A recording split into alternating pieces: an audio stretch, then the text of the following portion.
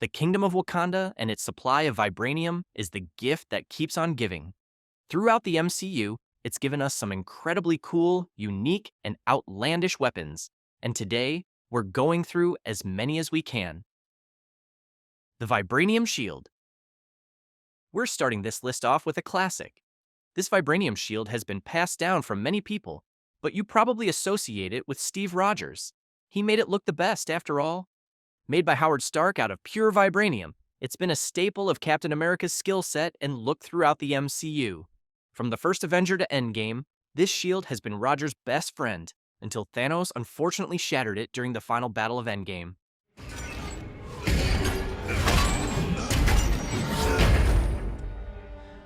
And that's arguably the worst beating it's ever taken. The shield is one of the most durable weapons in all of Marvel. Rogers effortlessly uses it to dismantle robots, knock out aliens, and block heavy blows from the mightiest threats the Avengers have ever seen. But have you ever wondered why it's so tough? Well, being made out of vibranium doesn't just make you durable. Vibranium is capable of absorbing and reflecting kinetic energy. Why else do you think it can do this? You have to think about how hard Thanos hit that thing to split it in half, when even Mjolnir didn't. Luckily, Steve gets a new one when he travels back in time to return the Infinity Stones. This is the shield he ends up passing down to Sam Wilson. Few have ever used the shield as well as Steve. Despite being the second person to officially own it, let's just say he had a learning curve. Of course, being boosted by the super soldier serum does help, but so does intense hard work. Safe to say, he's really come into his own as Steve's successor. There was that brief period where John Walker used the shield, but we don't talk about that. I mean, seriously? That's just not very Captain America at all. In all seriousness, Steve was a model example of what the shield can look like at its best. It's not just that he was a great hero, he made the most of it. The shield is one of the most versatile vibranium weapons throughout the MCU. It works as both a close and long-range offensive weapon while offering incredible defense. Even when he wasn't using his regular shield and was instead given a pair of retractable Wakandan shields, he was still a beast throughout Infinity War. Still, you could tell that he was at a bit of a disadvantage since he couldn't throw his shield around anymore. After Steve and Sam, the next best user of the shield has to be Captain Carter. It's a shame we didn't get to see her fight more with it. I could do this all day.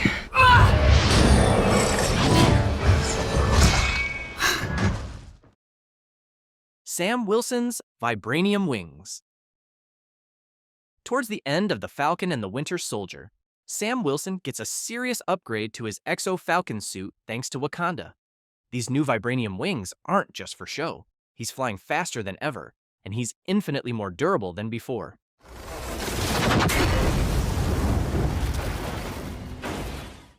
Sam doesn't just use his wings to fly. He uses the momentum the suit generates to land much stronger hits. Without the suit, he is just a normal guy. He gets all the usual benefits of vibranium, too.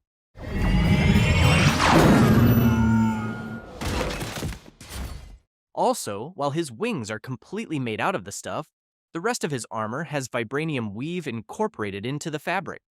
That's why stuff like this doesn't critically injure or kill him. Ever notice how Steve's friends seem to all have their own vibranium thing going for them?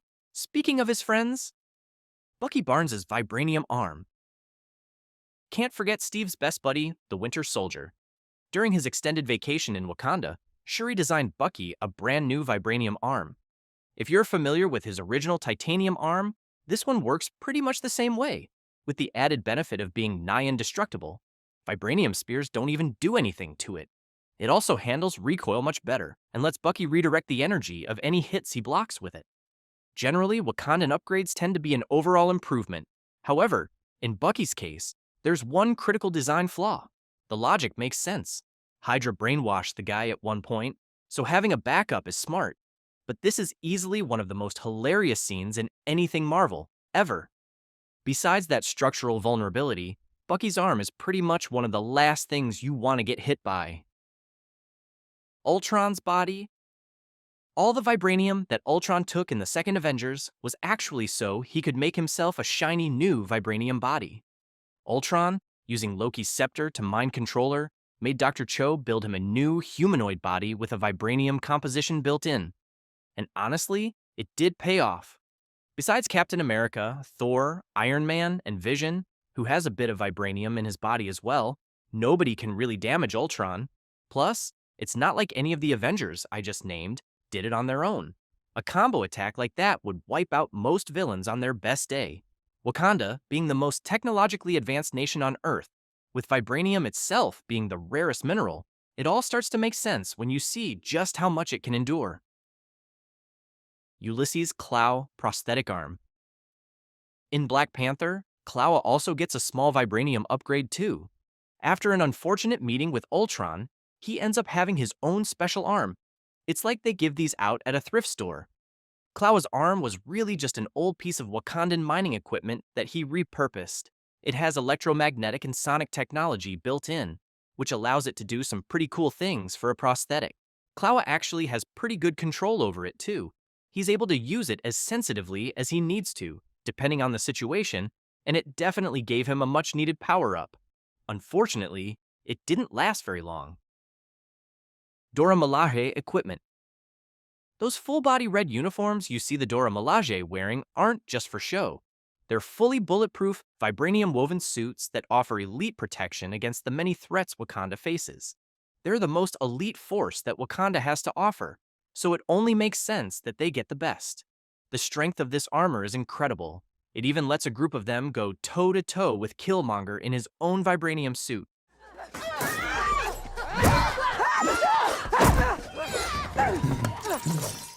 Also, notice how Okoye's armor is gold? That's to signify her rank as a general. Let's talk about their offense. Typically, every member uses vibranium spears. You might be thinking, even if it's special, it is just a spear. Have you ever seen a spear stop a speeding SUV?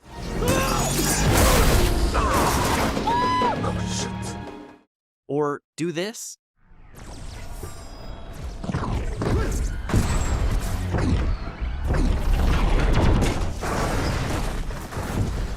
These things do well against more than humans.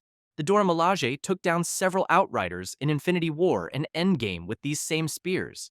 That's not all. We've also seen the Dora Milaje use the spears to subdue an opponent before, though I'm not too sure what the glow is about. If you guys have any ideas, let us know in the comments below. War rhinos. Even the animals get their own piece of Wakandan tech. In this kingdom, the rhinos come with specialized harnesses. That's right, war rhinos actually are a pretty active part of the Wakandan military. They're not to be taken lightly though, because they're basically supercharged rhinos with these things on.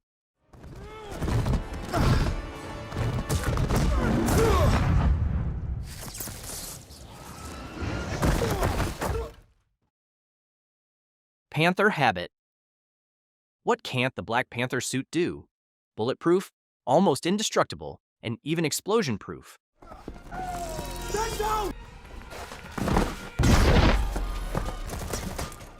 As far as superhero suits go, this is definitely up there in the top.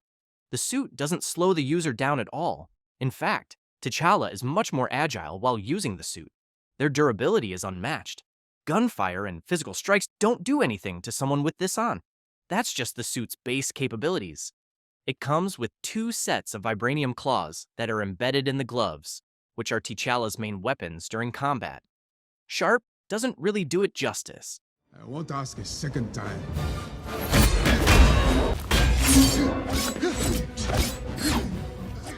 That shield has taken some of the Avengers' heavy hits without so much as a scratch. The toes and knuckles, as well, are laced with vibranium, which makes T'Challa's basic punches and kicks much more powerful than they normally would be. This is just the original suit, by the way. After Shuri makes some upgrades to it, the suit becomes more durable and gains the ability to absorb energy and store it up for later use. Basically, like an ability meter in a fighting game. This version also materializes immediately from T'Challa's necklace. It's really similar to how Iron Man's suit just pops up, thanks to nanotechnology. We've seen 3 of these kinds of suits so far. The other 2 were Killmonger and Shuri's habits, but they all share some basic traits, with energy redistribution being the key defining feature. It's a pretty convenient get-out-of-jail card when you're overwhelmed. It's also able to blast away other users of vibranium armor as well. Shuri's habit is a bit unique because it also incorporates her vibranium gauntlets. These gauntlets allow Shuri to discharge concussive sonic blasts that are capable of knocking away her opponents, or even overpowering those who are much stronger. That's her without a habit, by the way. With one, she's busted.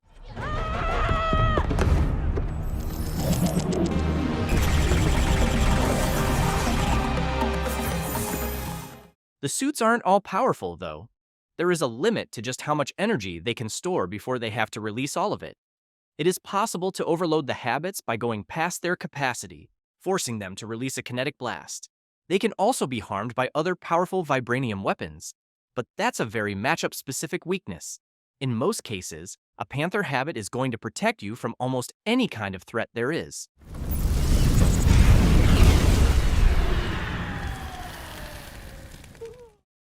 Namor's Spear.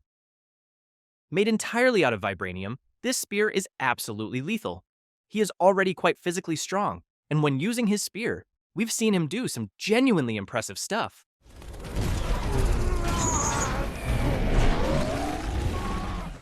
This puts it far above the capabilities of a typical Dora Milaje spear, or even something like Shuri's vibranium gauntlets.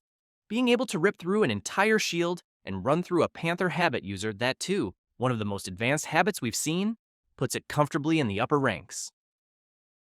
Riri Williams' Ironheart suit. The Mark II Ironheart suit was a joint effort between Shuri and Riri Williams during the events of Wakanda Forever. Completely outfitted with vibranium, it's significantly more durable than the original Ironheart suit. Otherwise, it wouldn't last 2 seconds against Namor. Riri did more than just hold her own, though. She managed to really hurt Namor. In case you might not be familiar, Namor is exceptionally strong. That's half due to him being a mutant, and half because he's telekinetic.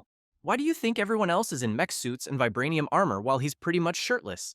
Riri's suit also has enhanced thrusters that give her superior movement mid-air, as well as incredible speed. The biggest kicker of the film is probably that she didn't get to keep this suit at the end when she went back. It makes sense, though, because it's easily on par with some of Tony's own suits, and we've all seen what happens when you give a teenager one of those. Other vibranium technology. Besides weapons and armor, the Wakandan nation utilizes vibranium technology in every aspect of life. There are a few minor military pieces we didn't go over, such as these super convenient barricades. And also, whatever this is supposed to be, boomerangs? Slicers? You tell me. Besides that, though, most of Wakandan life relies on vibranium-based tech to function. The maglev train is a perfect example, because without it, the kingdom wouldn't have a regular supply of vibranium. Once raw vibranium is mined and extracted from the deposits of Mount Bashenga, this is how it gets around. Another important piece of technology we see in the films are the kimoyo beads. Essentially, these work as portable bracelets that serve many purposes. They let Wakandans communicate with each other across large distances. We've also seen them store a person's medical status and information on them. The princess's vitals are stable, General. Each of them has its own AI inside, which acts as a real-time assistant, debriefing the user about key info. T'Challa even used these to stabilize Everett Ross's bullet wound, which saved him from bleeding out. They're like a 13-in-1 shampoo. Wakanda justifies its spot as the most technologically advanced nation because the rest of the planet is centuries behind equipment like this. What weapon was your favorite? And what's one you'd really like to see again in future films? Let us know in the comments below.